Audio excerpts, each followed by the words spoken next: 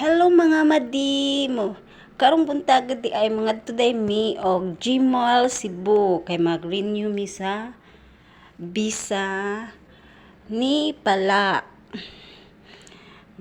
Nagbaktas sa mi ana guys. Pero nagbaktas mi kay wa man gud mi kahibaw asa mi mosakay.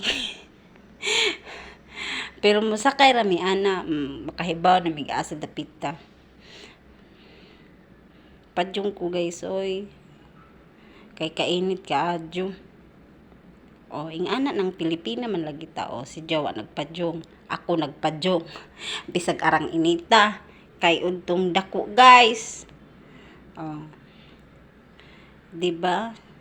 Dako ka jud lang Gmall nga ri, guys. O, ingabot na dahil mi, guys. Unja, bawal mang kumuuban ngadto. Kay daghan ko nung basi pangtanon ko sa immigration. O, di, naghuwat ako diri sa ilang food court.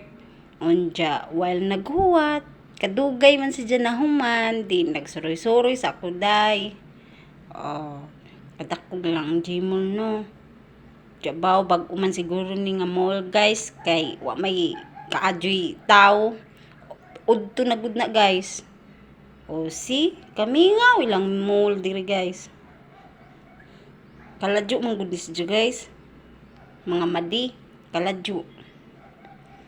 Murag tujuon si Jack kay nas just tunga sa kabasakan. Bitaw bawa sila dapita while naghuwat ko ja naana si Ja human na padung na pud mi uli maura to guys.